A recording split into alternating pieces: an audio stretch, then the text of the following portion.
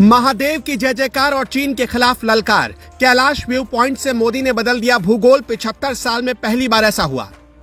कैलाश मानसरोवर यात्रा के लिए भारत ने ढूंढ निकाला चौथा रास्ता।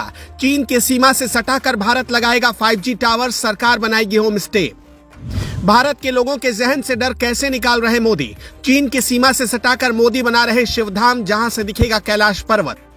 चीन की सीमा से सिर्फ 20 किलोमीटर की दूरी पर 30 परिवारों का एक गांव, जिसकी किस्मत और सूरत रातों रात मोदी ने बदल दी है। जहां जाने से अब तक अधिकारी और प्रधानमंत्री भी कतराते थे, उस गांव में आज डर नहीं बल्कि दिवाली का माहौल है। लोग खुश हैं। उससे आखिरी गांव नहीं बल्कि देश का पहला गांव के नाम से पुकारा जा रहा है। एक दौर तो आपको याद ही होगा जब कश्मीर के लाल चौक पर भी दिन में आप नहीं जा सकते थे। आपको वहां जाने के लिए भारी भरकम सुरक्षा चाहिए होती थी, लेकिन मोदी राज में हिंदुस्तान ने यह हालात बदल दिया और अब बिना सुरक्षा के भी आप घाटी में कहीं भी जा सकते हैं। और उसी घाटी में अब राहुल गांधी अपनी बहन के साथ बर्फ के गोलों से खेलते भी हैं। और जिस चीन की सीमा पर 75 सालों में कोई भी प्रधानमंत्री नहीं पहुंच पाया, वहां पहुंचकर पीएम मोदी ने ध्यान किया, साधना की, पूजा पाठ किया और चीन से सटे उसी सीमा पर अब पार्वती धाम भी बनाने जा रहे हैं।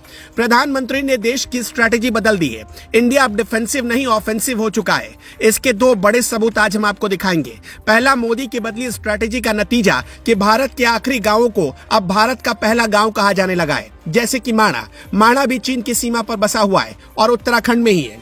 इसी तरह पिथौरागढ़ के जोलिंगकोंग के गुची गांव को भी भारत का आखिरी गांव नहीं बल्कि पहला गांव कहा जाएगा। और 30 परिवार जो यहाँ रहते हैं, इस गांव से चीन की सीमा नजर आती है। यहीं से कैलाश पर्वत भी नजर आता है। पीएम मोदी जब उत्तराखंड के दौरे पर पहुंचे तो सबसे पहले पिथौरागढ़ में कैलाश व्यू पॉइंट से आदि कैलाश के दर्शन किए। फिर भारत चीन सीमा से सटे गुजी गांव गए। बाद में अल्मोड़ा में जागेश्वर धाम पर माथा टेका। पीएम मोदी ने पिथौरागढ़ जिले के जोलिंगकोंग में पार्वती कुंड के पास ध्यान लगाया। वहां से आदि कैलाश के दर्शन भी किए। अभी तक कैलाश दर्शन के लिए भारतीयों को वीजा लेकर तिब्बत जाना पड़ता था, लेकिन अब कैलाश पर्वत के दर्शन के लिए पिथौरागढ़ में व्यू पॉइंट मिल चुका है। हमारी बात आपके लिए कोई मायने भले ही ना रखती हो, लेकिन जोलिंगकोंग गांव के लोगों के लिए बहुत बड़ी बात थी। इसे ऐसे समझिए, आजादी के बाद से अब तक उस गांव के लोगों ने किसी भी प्रधानमंत्री को साक्षात नहीं देखा था। मतलब कोई भी प्रधानमंत्री उस गांव में नहीं पहुंचा था। देश में 18 प्रधानमंत्री हुए, लेकिन अब तक चीन की सीमा से सटे कैलाश व्यू पॉइंट के सामने पहुंचकर पूजा पाठ, साधना और मां पार्वती की सेवा करने की हिम्मत किसी प्रधानमंत्री ने नहीं दिखाई थी, जिसे नरेंद्र मोदी ने कर दिखाया। यहाँ के गुजी गांव में सिर्फ 25 से 30 परिवार रहते हैं, लेकिन उन्हें डायरेक्ट दिल्ली से जोड़ने के लिए मोदी ने खजाना भी खोल दिया और 4200 करोड़ रुपए की सौगात दे दी। गुजी गांव में रंग जनजाति के लोग रहते हैं। यहाँ से चीन का बॉर्डर सिर्फ 20 किलोमीटर है। 30 परिवार वाले इस गांव में पीएम मोदी ने शिवधाम बनाने का निर्णय लिया है। अगले 2 साल में गुंजी गांव की सूरत बदल जाएगी। यहाँ तीर्थ यात्रियों के रहने और ठहरने के लिए होटल और यात्री निवास बनाए जाएंगे। यहाँ होम स्टे बनाए जाएंगे और 5G नेटवर्क पहुंचाया जाएगा। नरेंद्र मोदी ने रंग जनजाति के कपड़े पहने। भोटिया जनजाति को परंपरागत तौर पर रंग कहा जाता है। नरेंद्र मोदी ने जो सफेद परिधान पहना वो रंग जनजाति के पुरुषों का पहनावा है। पूजा पाठ के लिए सफेद परिधान और पगड़ी पहनना अनिवार्य है। गुंजी गांव के लोगों ने खुद से बनाई सफेद भोटिया ड्रेस पीएम मोदी को गिफ्ट में दी थी। इसे रंग बोली में रंगा व्यठलो कहते हैं। रंग जनजाति के लोग सुदूर दुर्गम इलाके में भारत के अघोषित प्रहरी कहलाते हैं। चीन बॉर्डर पर भारतीय सेना तो निगरानी करती ही है, लेकिन रंग समुदाय दशकों से चीन सीमा पर होने वाली गतिविधियों की खबर भारतीय सेना को देता आ रहा है। रंग समाज के लोग दारमा, व्यास और चौदास की घाटियों में रहते हैं। 1962 में जब भारत चीन का युद्ध हुआ तो अब रंग समाज ने ही सेना के लिए दुर्गम इलाकों में रसद पहुंचाया था और रास्ते तैयार करवाए थे। नरेंद्र मोदी रंग समाज के लोगों का ऋण चुकाने पहुंचे थे। वो इस समाज के पुराने मुरीद रहे हैं। 2019 में अपने मन की बात कार्यक्रम में भी उन्होंने इस जनजाति की तारीफ की थी। सनातन धर्म में जोलिंगकोंग के पार्वती कुंड की धार्मिक मान्यता है।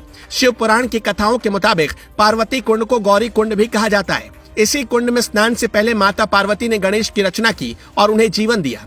माँ गौरी ने गणेश को प्रहरी बना दिया। जब भगवान शिव कुंड के पास आए तो गणेश ने उन्हें रोक दिया। नाराज शिव ने गणेश का सिर काट दिया।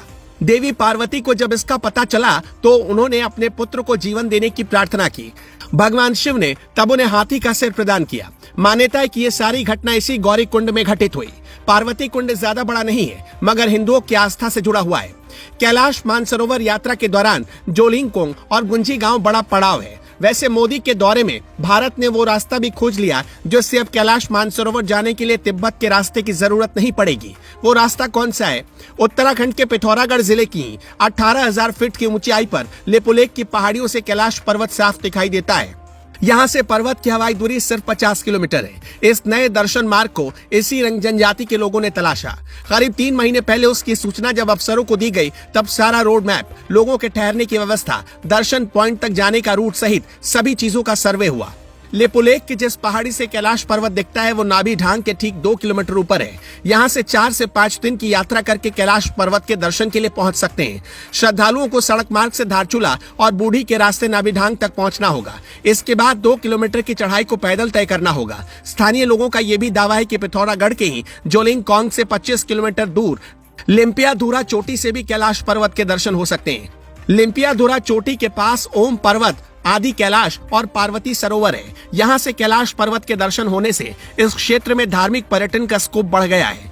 अभी तक कैलाश मानसरोवर की यात्रा 3 रास्तों से होती थी। पहला रास्ता था लिपुलेख दर्रा जो उत्तराखंड से होकर जाता है और यहीं से एक दूसरा विकल्प भी खुला है। दूसरा रास्ता नाथू दर्रा जो सिक्किम से होकर जाता है और तीसरा रास्ता काठमांडू से होकर जाता है।